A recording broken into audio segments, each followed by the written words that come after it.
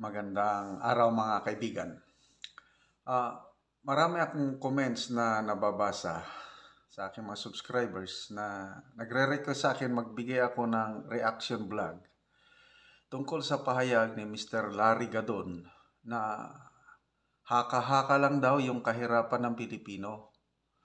Wala daw kahirapan dahil sabi niya, palaging puno daw, maraming kumakain sa Jollibee, McDonald's at iba pa. Okay, so ang masasabi ko lang is itong si Gadon at saka sama na rin natin ang presidente na nag-appoint sa kanya, iniinsulto nila ang mga mahihirap. Wala sila sa realidad. Nandun lang sila sa palasyo, sa kanilang mga opisina na naka-aircon, kumakain na masarap. Si Gadon sumusweldo ng buwan-buwan na sweldo ni Gadon, mga 250,000 more or less. Si Presidente, billions naman ang kanyang hawak na pera ng tambayan. Kaya hindi nila nakikita ang mga mahihirap. Okay, so gusto ko kayong bigyan ng update. Yung tinutulungan natin na tribo, yung Talaandig, Tent City. Nako, nung una, nakagraduate na sila sa hunger kasi yung tanim na sayote, namumunga na, binibenta na nila sa highway. Solved na ang kanilang poverty and hunger dahil may tanim eh. Kailan dumaan po ang El Nino. Grabe, halos 4 to 5 months na walang ulan. So anong nangyari sa mga tanim nilang sayote? Wala na, hindi na nakabunga dahil walang tubig. Yun, nagsimula ulit silang magutom. Hirap na naman dahil sa El Nino. Okay, last week nagbigay tayo, mula nung nag-El Nino, palagi tayong nagbibigay ng bigas weekly sa mga naghihirap na tao sa Talandig, Tent City. Panoorin nyo itong short video na ito, then ituloy ko ang aking reaction kay Mr. Gadon at PBBM na nang iinsulto sa mga mahihirap. Okay, magandang gabi po. So, nandito kami sa Tagbak. Ito na gabi na kami dumating dito, but kailangan namin i-distribute para may magamit na sila masaing. So, nandito ngayon. So, si Ate Ising, anong masasabi mo? Anong masasabi mo kay Ma'am Teresa Tanyag? Salamat sa bugas nga gipadala ni Ma'am Teresa Tanyag. Ginaot pa hantod sa hantod moabot ang panalangin nila din sa amo kay mo. Ay nakatag ka namo dako pasalamat kay maluwas ni sa mga sir.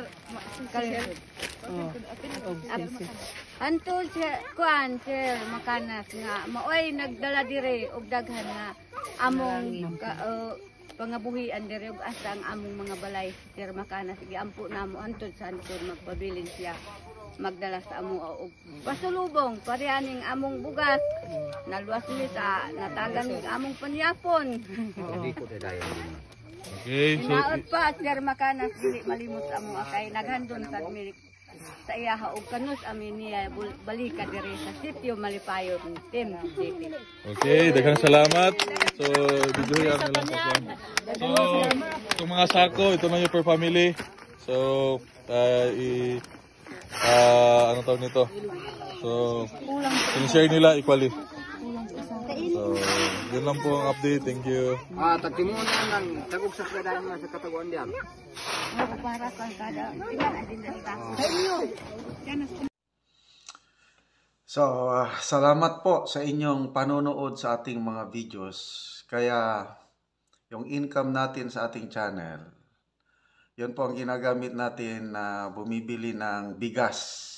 Weekly po, nagbibigay tayo ng bigas sa Talaandig, Tent City mula nung nagsimula ang El Nino dahil wala na pong bunga. Kakaunti na ang bunga ang sayote.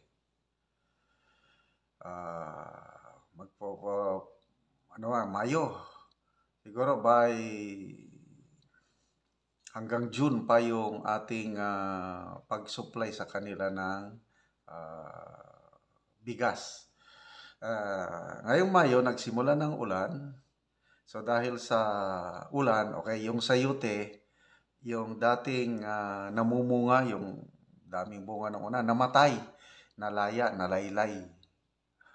Yung sanga, dahon, wala na. Kailangan ang sayote po, buhay na buhay yung roots. Naghintay lang ng ulan. Ngayong naulanan na, ayun, nag-sprout na naman, nagsaringsing sa Ilocano, sa ano ba sa Tagalog? Saringsing, saringit, nag-sprout. So ngayon, tumutubo na, kailangan lang abunuhan, nagbili na rin tayo ng abuno para babalik yung dating production. So, expected mga end of June pa, makabunga ulit ang mga sayutihan sa Talandig, Tent City.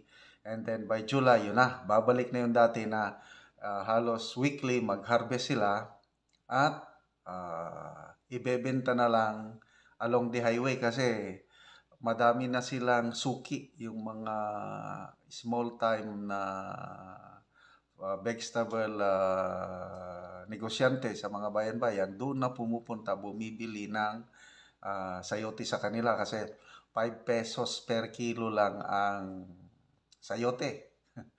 Yun na po yung tunay na Kadiwa store kasi talagang direct sa farmer yung pagbili, nawawalan ng mga middlemen. So, both nakakatulong sa mga talandig at saka yung mga small negosyante. Nawawala yung middleman. So, again, salamat sa inyong pagsubaybay sa ating channel. Tuloy-tuloy po ang pagtulong natin sa mga mahihirap na sabi ni Mr. Gadon, haka-haka lang daw. Sana po, Mr. Gadon, mabisita nyo ang mga tribo sa Mindanao, sa Bukidnon. Makita nyo kung grabing kahirapan, lalo na itong nagdaan na El Nino. Mabuti nga itong taga Tent City, nandito itong ating channel sa pagtutulungan natin na nakakakain sila ng kaunti. How about yung other members of tribe? There are 7 tribes in Bukidnon. Lahat yan naghirap ng El Nino. Kasi basically mga farmers sila Tanim ang kanilang kinabubuhay. Wala. Ang tanim apektado dahil sa tagal na El Nino. So sana mabisita ni Mr. Gadon. Para yung trabaho niya na Presidential Advisor on Poverty Alleviation, magampanan niya. Paano niya magampanan yung trabaho niya na Presidential Advisor kung nandun lang siya sa Malacanang, sa kanyang opisina? So ulitin ko, insulto. Hindi sila makarelate sa mga mahirap. Tinitignan lang yung nandun sa Jollibee o McDonald's. Yes, may mga Pilipino na makakaya. Kaya lang marami hindi makakaya. Okay? So, dapat itong si Mr. Gadon na magbasa sa mga pahayagan. Baka hindi niya alam yung survey. Lahat ng survey ng mga different research group nagsasabi na tumataas ang poverty rate. Yung latest survey is 46% ang nagsabi na they consider themselves poor. Another survey nagsasabi na tumataas yung hunger, involuntary hunger. So bakit hindi alam ito ni Mr. Gadon? Yan na dahil siguro baloktot ang kanilang puso't isipan. Itong appointee na ito parehas sa nag-appoint sa kanya na yun nga, kung walang awa sa mahirap o lip service lang ang kanila. Anyway, by the way, salamat kay Ma'am Teresa Tanyag na palaging nagpapadala. Aside sa income natin sa ating YouTube, si Ma'am Teresa Tanyag, nung nalaman niya sa El Nino, nagpapadala ng suporta para sa rice subsidy. Kaya nakakapagbigay tayo ng weekly 4 kilograms of rice per week per family. Kakaunti yun. 22 families lahat yung nabibigyan. Kakaunti yun. Kaya lang, at least, may malugaw sila at maibsan yung konting kagutom. So, tuloy-tuloy na po ang ulan. Ka-recover ng tanim. Okay, panoorin nyo, kuhan ko yung itsura ng sayutihan nila ngayon. Yung nakakasubaybay sa Talantig, Ten City, nung una, very productive. Ang daming bunga. Ngayon, dahil sa El Nino, namatay yung mga productive na sanga o bunga, na laya. O ngayon, bagong sprout na mga sayote branches, ang iba namumunga na abono na lang kulang, naabonohan na. So, by July, balik na sa dati, Talandig, Ten City, they can now stand on their own. Makakapagbenta na sa sayotihan. Sige, dirita sa area ni Duroy. Oh, kini. Medyo wala na may siya kapikas. Muna nga siya ray ga paningkamot ning iyang area. Oh. Siya ba inyong kamaguwangan? mo ni. Oh, mo ning iyang kamaguwangan nila oh. Naningkamot gyapon. Oh, na iyang area oh. Dili pa kayo pero naay bag-o kayong udlot niya oh. Tambok. Pastor ka. Oh. Kuan. Ang mga udlot niya kanang salingsing. Sige, at least nga naa. Makaharbis pud ka og sa kasako. Kung 10 ang kilo, di mayo na lang ay. Kana, yan mana bago. Okay na. Sige, kang Duroy ni, Duroy. Malugpaw. Unahon nato kang Adis. Adis ang ngalan niya? Adis. Apelyido? Laytay. Talaytay. Adis nga Talaytay. Kani bago pa siya iya. Bago pa man gahinlo tanawan ning nahinluan di mobuelo na siya. Muna importante gyud nga maghinlo gyud. Ana. Adis nga Talaytay. Na naman pud noon bunga noon. Na naman.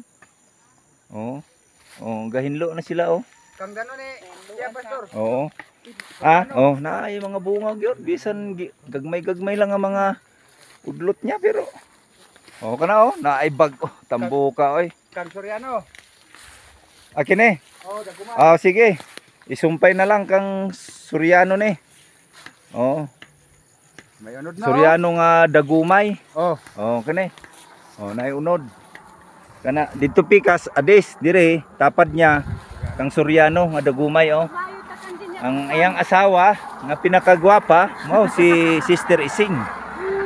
Kasi magkuhain lo ay kay akong pares to aman dito magpugas ug may Magpugas. sabos. Di ikaw magtabang-tabang yun. Naay mga bagong mga kunya, mga bunga. Sa kanding kikuan dito. Kang Mister. Kana. Ay sus. Kulang nang lalagyan ning kuan ni. Apay magsagunso nag-ulan nga sa kabulan. Ay, basta tambugan na ni ba. Lord, salamat sa ulan, Lord. Okay. Okay, dito rin tayo sa area ni Kwan. Cesar nga Lugpaw. Ito Tanawan ng mga kuan. hinahinay na siya hinlo. Kana mga bago ng Bago pa niyang mga udlot na. Kana. Tambok yapon. tambok ni mga kuan ni pastor. Labi na kung maabunuhan lagi. Mabunuan. Nanay mga bunga gyapon Naa na gyud. Diragsa. Sige, na na. Re, okay. Pero katong pangyot kang Rodney gyud ang murag dagadagan bunga na to. Kini nay bunga kina. Unod. Na. Dire na. Anay mga bagong bunga na. Mga bunga niya. Bunga na niya. Bunga. Mga bago pa gyud. No. Sige, okay naman. Nanay gyud mga bagong nga tambok na nga kon niya. Mga salingsing. Salingsing niya. Makakuan ni makakaon ni Oo. puno. Sige, okay na. Sa pikas na punta. Okay, dito naman tayo sa area ni Nuri. Nuri nga lugpaw. Oh, ito. Ito rin. Oh, naibunga dito. Oh. Okay. Dito tayo sa ito. Lalim. Oh. Oh. Udlot nga baga ako. Ipataas muna. Ang udlot. Pakatay oh. Para makabuilo siya bunga. Oh, naiunod. Ang Nuri ni. Nuri. Oh, unod. Ay unod oh. Unod. Oh, naiunod pa diya oh. Oh. Unod na sa salingsing na ni. Oh. Oh. Yang unod ka pare ani murag Oh. siya. Oh, lagi. Oh, kana oh, tambok kayo oh. Oh, mga bagong udlot niya. Tambok. Wala pa nabunuhan ni gani ni, wala pa nabunuhan. Wala pa ni. Oh. Oh, dia oh, mga bagong kuno. Oh. Kini gwapo ni siya kay katong talinis ba? Oh. Sinaw. Murag babason. Oh, bayaw. Oh, nay bunga.